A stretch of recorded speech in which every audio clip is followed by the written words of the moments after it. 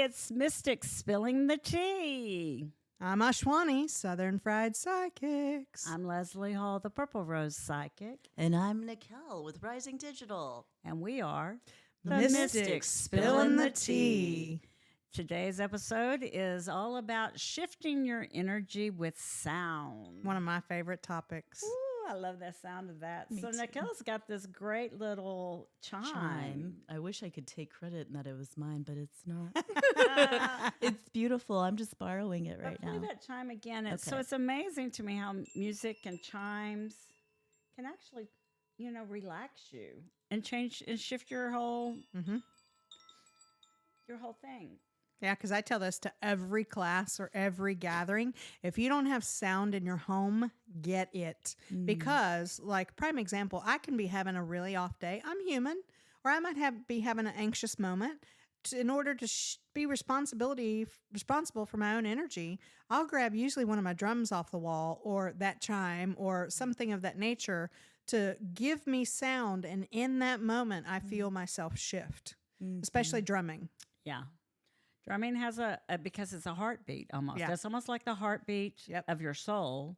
So it can actually change your mood. It can make your heart race, or it can make your heart slow down. And so that's one of the things. It's funny because when I'm at fairs, if I don't have a client, one of the things I do is I hum. I hum a lot. And so it's funny because I hum different megahertz that, actually are opening up the different chakras, but I hum those. Just something about it. But what I do love, and I'm going to do it for you here, is whenever someone has a bowl. And so I'm going to do one here. And so whenever they start making it go, I can't make it, come on, go. There we go. So that extra noise right there is taking the mallet and going around the edge of the bowl. And it makes us I love that noise. too. It's like a hum. And so taking that mallet and making it go around the bowl and make that hum is something that really just kind of sets the tone. And those that can't see, that's a metal Tibetan bowl. I have one too. And those tones usually change with the size of the bowl, similar to crystal bowls. So you can get those in a myriad of colors, everything from, Yes. pure crystal quartz up to amethyst, different colors, different notes, different vibrations. So I always tell people, go test it out. Like, try it. Like, that would be a bowl that I would enjoy. That one's even a little bit bigger than mine. And the crystal bowls, usually the bigger the better for me, because I don't like the little small tinny.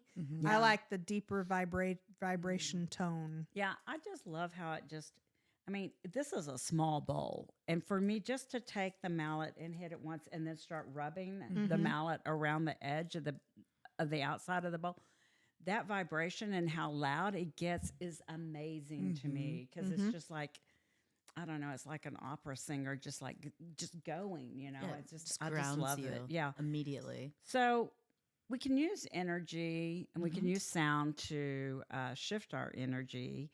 And some of the things that you do with it, you take people on shamanic journeys and you use your drumming to kind of take them to a meditative state. You want to tell us about that?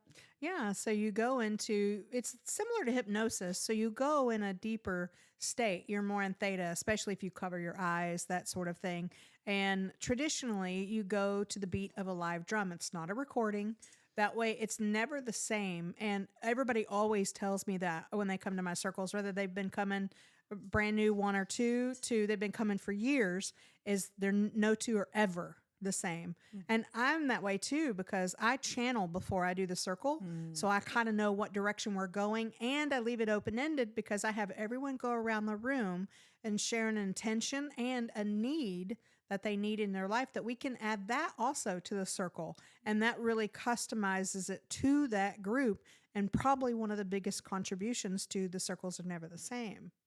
So let me ask you this. Do you think the sound actually brings guides in, or do you think it just brings us to their higher level? Both, yes, and because guides love drumming, any noise. So like when we traditionally were in training, we would call in the spirits. So I kind of spoon feed everybody. So I kind of do that before everybody gets there. So it's kind of done. It's a time saver for me because I only get 2 hours with people. Instead of it's an all day thing, you will usually help me call in the spirits. So I'll whistle and drum and people will do their rattles. I'm usually the only one drumming just because that's usually what your instructor or your leader does. Or you can drum, but I'll do it like we'll go outside and we're going to go around the fire. And now that's like a ghost dance. So we did this in one of my classes, my advanced training. This was probably 1 or 2 classes before we graduated. And we went outside around the fire pit to call in the spirits. So we were all dancing around the fire pit with our drums. And we had somebody taking photos, easily 200, 300, 400 orbs in all the photos. Yeah, I can imagine. Until we dismissed them. Because with something like that, the ritual part of it just starts calling in the guides. Yes. And then the sound just intensifies that whole experience. So I can see that would do that.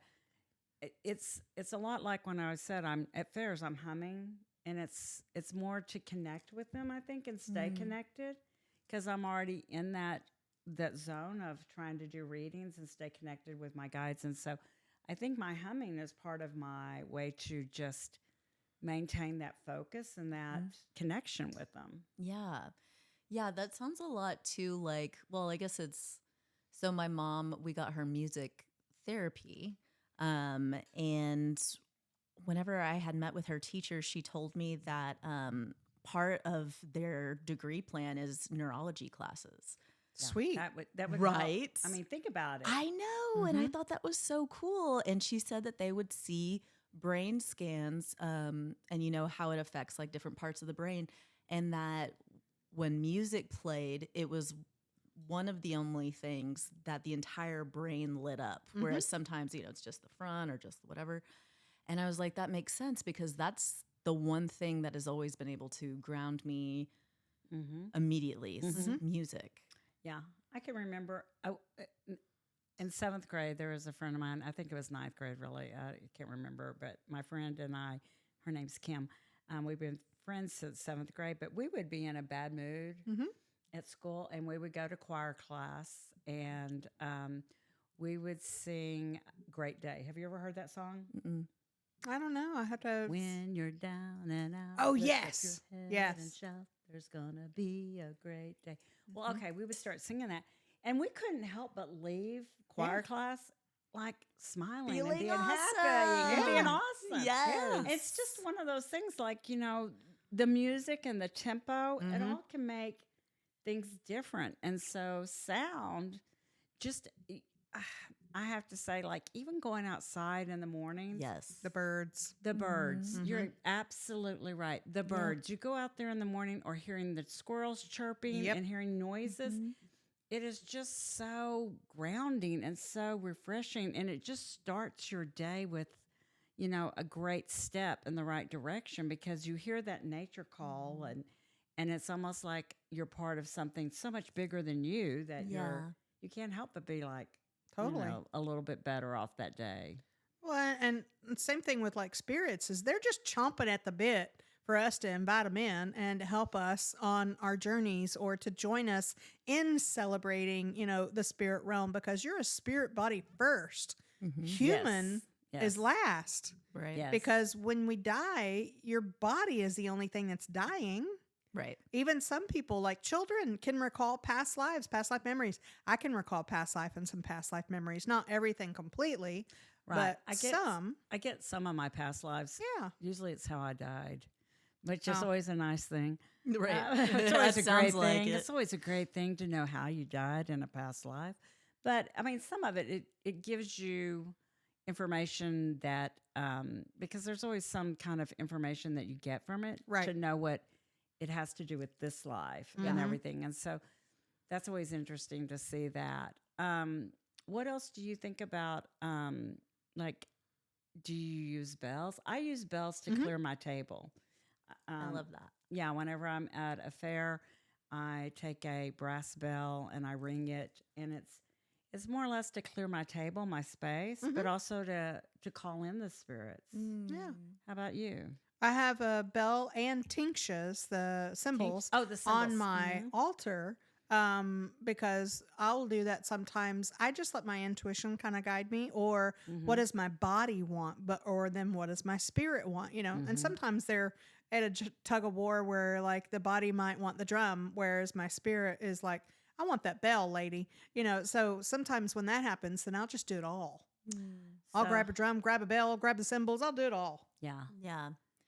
Yeah. I'm just thinking more too, just with music. That's always been such a like big, powerful thing in Music my life. is, yeah.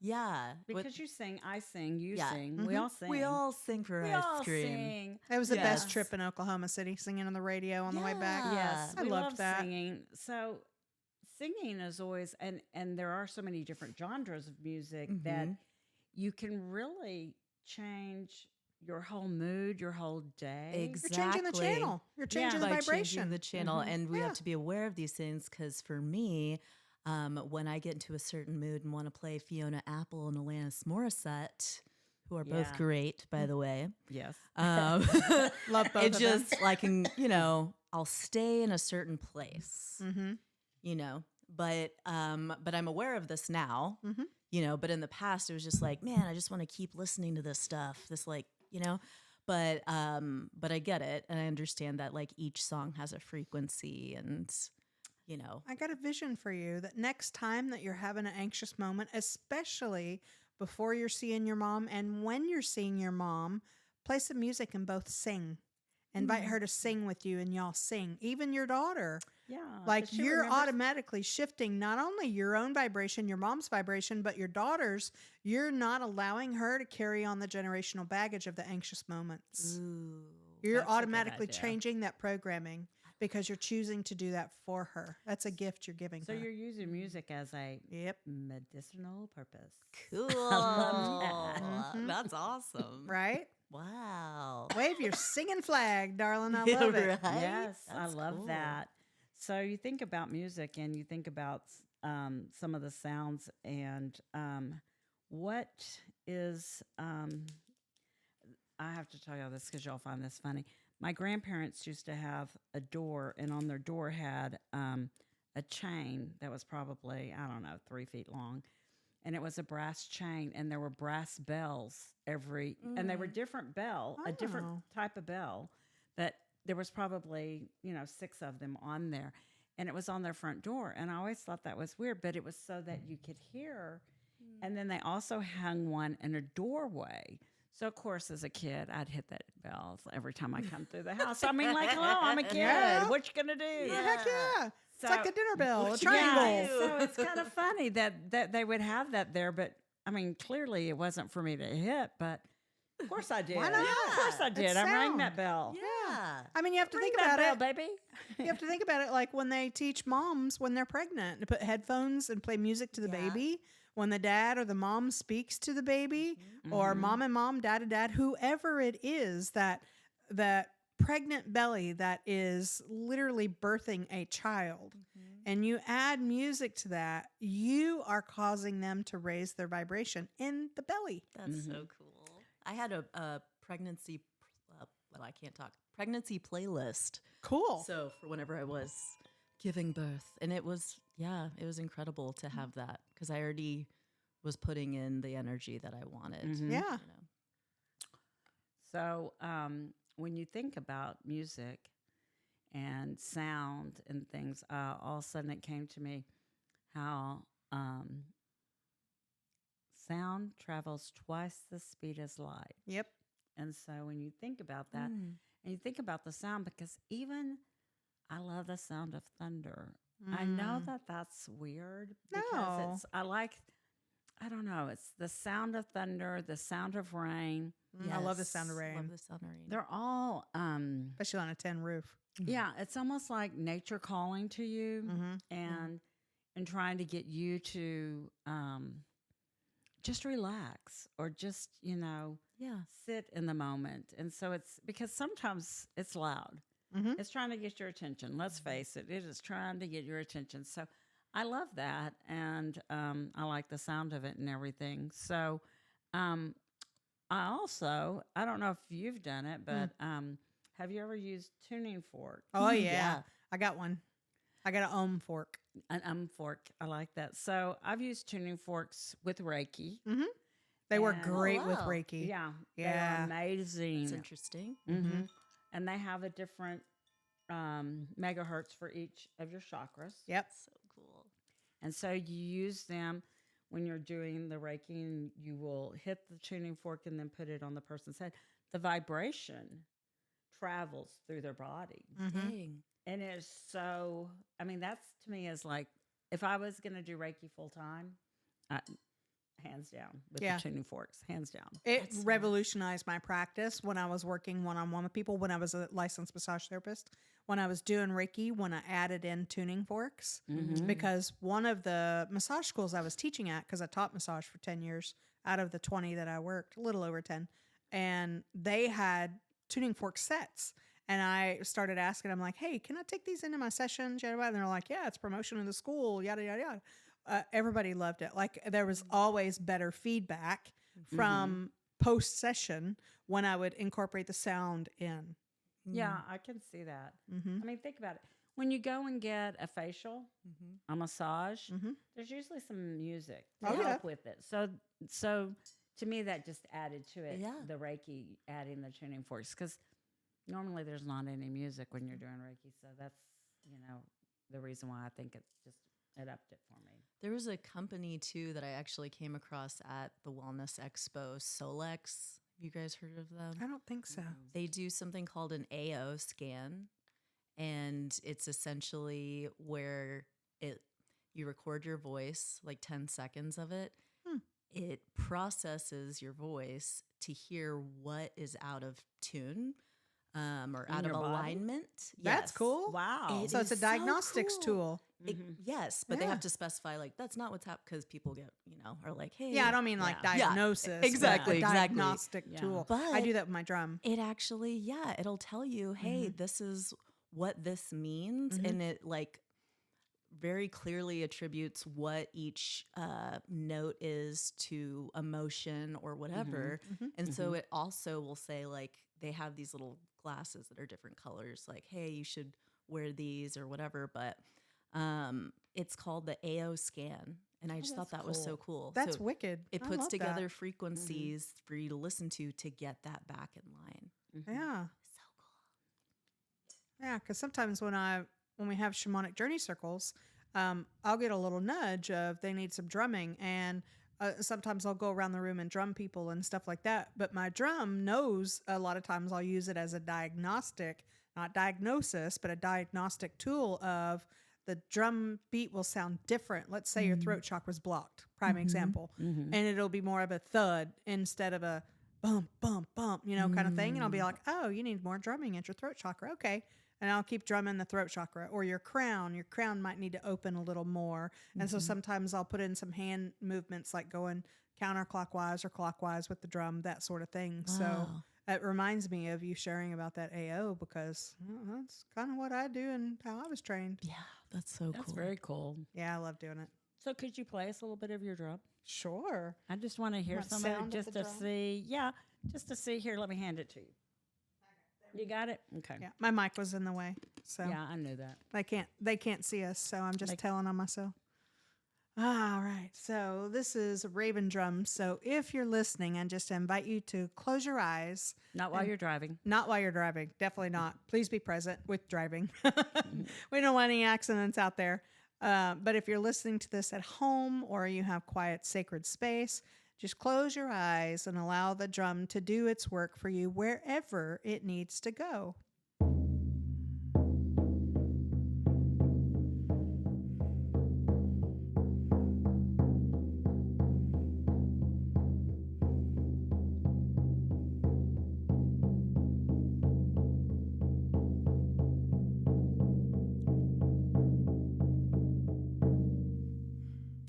That was awesome. Thank you. The thing That I was like really about great. it is the reverberation that you can actually feel in feel the it. air. Yeah, Pixie usually loves it too. It's just Yeah. that first beat. She's like, "Whoop, what's happening?" What's that Yeah, noise? she looked like she was trying to lick it. And she was like, Probably. what's going on? It was She cute. loves drumming. Yeah. She really does. But that vibration is just something that's what I like about sound, is how the vibration of the sound actually you can feel through every part of your body. Raising yeah. your Literally. vibration. Literally raising your vibration and raising some of the other aspects of your life, even just your whole attitude. Yeah. So light language. I do light language in a weird way because I do it too. I've always done it. And so light language is something that sometimes it sounds or nonsense that you're doing or humming or Humming is a form of light language. That's yeah. how mine started. yeah, that's mine. I hum a lot. Mm-hmm. People at work are like, "Did you know you're humming?" I'm like, I hum unconsciously. Yeah, Yeah. get it. It's just part of Yeah. who I am. I tweet, and next thing I know, I'm like, oh, okay, I guess I Yeah, needed that, and or somebody so, needed it. You tweet though. You Yeah. do. You sound like a bird. Mm-hmm. You want to give us a little example? You want to give us a little tweet? You want to give us a little tweet? Do you want to tweet with us? Yeah, and I'm not talking about X, but yeah, Oh, sure. gosh. Let me. Let me drop quit in. laughing. I know I'm smiling so much. I'm like, oh, I got to drop in. Sorry, Okay. I made her laugh. All good, all good.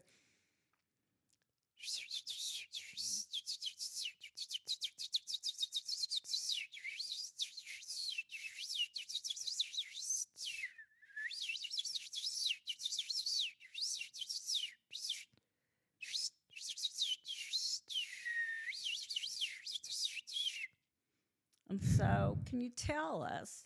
What did you say? No, I'm just kidding. Well, that's the thing about light language is it's not usually anything that you translate. It's an experience. It's meant for you to absorb it, to feel it, to soak it in. Okay. Similar to music because it is sound. So, and sometimes I'm not just tweeting. Sometimes my hands are moving and I'm doing symbols with my hands. In fact, I had a guy ask me one time, we were at a conference, I was recording and filming Aunt Patricia, who's activated me with light language. That's usually how it starts, is you're around somebody who's an activator. So you might start doing light language, by the way. I just got that. Nickelle. Because we already do it. That's awesome. We already do it. But this guy asked me, he goes, when she was up there speaking and she was transmitting, I saw you doing this thing with your hands and I was really trying to copy it and emulate it, but I couldn't. You were just going so fast. And I'm like, oh, yeah, I just started doing that my hands just do that. Well, come to find out, I've drawn spirals and what I consider doodles and things like that my entire life, not knowing what they meant. Well, that's light language. When you think you're doodling, it's usually light language. Now, like Aunt Patricia on every one of her drums pretty much has runes or light language, sometimes both. So it just depends. But now I download codes for people. And it's usually be like, I'm getting a code in my head for you. May I give that as part of your reading? Wow. Kind of thing. So yeah, it's really That's cool. pretty cool. And then it leaves it up to you for interpretation. Yep. That's the beauty of it. Yep. It's I like, like what that. does it mean to you? Yeah. And so that's really the beauty of it. It's up to you to figure out the meaning. I like it. Mm-hmm. Yeah. So that's kind of the things. Because like when I'm humming, it's really just me connecting. Yeah. Yeah. Sorry, I'm coughing. All good. Still have the crud. But that's what, is part of it. I was going to ask you a question about what is your favorite form of sound to meditate to? I would probably have to say shamanic drumming to do a journey, but I also really love frequencies I've been playing off of YouTube. So it really depends in that moment, like what my intention is. Like today, prime example is I felt celestial energy coming through. When I say that, some people, they equate it to aliens.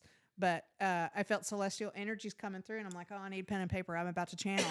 And by time I went to go grab the pen and paper, it was gone. Oh. So it was a lesson to me of you don't always need to record this down. We just needed you to be present kind of thing was the interpretation I got. Okay. So, and the same thing with light language is it's just a matter of just be present in that moment and just allow it to flow through you.